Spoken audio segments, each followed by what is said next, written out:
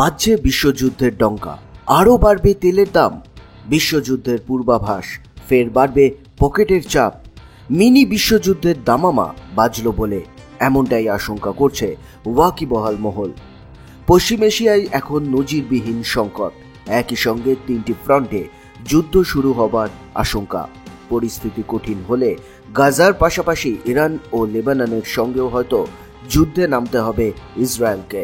ফলে দুয়ারে মিনি বিশ্বযুদ্ধের যে আশঙ্কা রয়েছে তা বললে ভুল বলা হবে না। পরিস্থিতি যেদিকে এগোচ্ছে তাতে সেই যুদ্ধের প্রভাব এসে পড়তে পারে আমার আপনার সংসারেও। ইতিমধ্যেই আন্তর্জাতিক মহলে তেলের দাম ঊর্ধ্বমুখী, 2% বেড়েছে তেলের দাম। এই পরিস্থিতিতে আরও একবার যুদ্ধ মানে বাজারে অপরিশোধিত তেলের দাম সাধারণ মানুষের নাগালের বাইরে বেরিয়ে যাবে বলে মনে করা হচ্ছে। জাপানের অনুমান, পশ্চিম এশিয়ার বুকে আরও এক যুদ্ধ শুরু হলে বিশ্ববাজারে তেলের দাম 30% পর্যন্ত বাড়বে। তেলের সরবরাহে ঘাটতি দেখা দেবে। ফলে ভারতের বাজারেও যে তার একটা ভালো রকমের ঝটকা এসে লাগবে সেটা আর বলার অপেক্ষা রাখে না। জাপানের করা সমীক্ষা বলছে, মিনি বিশ্বযুদ্ধ যদি সত্যি শুরু হয়ে যায় তাহলে ভারতের সাধারণ মানুষের ওপর তার সাংঘাতিক প্রভাব পড়বে। পেট্রোপণ্যের দাম 15% পর্যন্ত বাড়বে বলে ধারণা। তবে ধারণা যেহেতু, তাই সেটা হবেই এমনটা স্পষ্ট করে বলা যাচ্ছে না। আর তাছাড়া যুদ্ধ পরিস্থিতি কেই বা চায় বলুন? এদিকে ইসরায়েল প্রতিশোধ নেওয়ার পণ করেছে।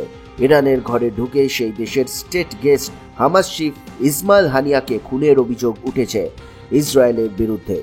ইরানের সর্বোচ্চ নেতা খামেনেই সেনাকর্তাদের বলেছেন এবার সরাসরি ইসরায়েলের ওপর হামলা চালাবেন। যুদ্ধ বাঁধবে, তবে ইরান কিছুতেই পিছিয়ে আসবে না।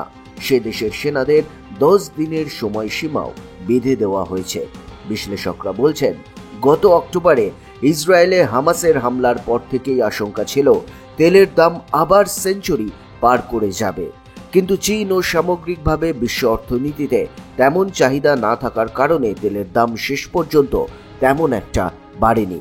কিন্তু ইসরায়েল যে প্রতিশোধ নেওয়ার পণ করেছে তাতে করে ফের একটা যুদ্ধ পরিস্থিতি তৈরি হওয়া এখন শুধুমাত্র সময়ের অপেক্ষা বলেই মনে করা হচ্ছে। ভারত যে তেল আমদানি করে তার বেশিরভাগটাই আসে মধ্যপ্রাচ্য থেকে। মধ্যপ্রাচ্যের যুদ্ধ পরিস্থিতি নিয়ে নিরপেক্ষ অবস্থা নিলেও ভারত কিন্তু ইরান ইসরায়েলের যুদ্ধ নিয়ে বেশ খানিকটাই উদ্বিগ্ন। এই অবস্থায় যদি আরও এক ফ্রন্টে যুদ্ধ তৈরি হয় তার মানে কিন্তু মরার ওপর খাড়ার ঘা। যুদ্ধ পরিস্থিতিতে ভালো রকম ভুক্তভোগী হতে পারে ভারতের অর্থনীতি। এদিকে জানা যাচ্ছে ইরানকে সঙ্গে নিয়ে নাকি লেবানন ইসরায়েলের বিরুদ্ধে যুদ্ধে নামতে প্রায় প্রস্তুত। কোনো রকম সমঝোতার মাধ্যমে পরিস্থিতি সামাল দেওয়া কি যাবে, নাকি দিনে দিনে আরও ভয়ানক আর্থিক চাপে পড়তে চলেছে বিশ্ব অর্থনীতি তথা ভারতের সাধারণ মানুষ? এখন সেটাই দেখার। সঙ্গে থাকুন, দেখতে থাকুন বিজনেস প্রাইম নিউজ। জীবন হোক অর্থবহ।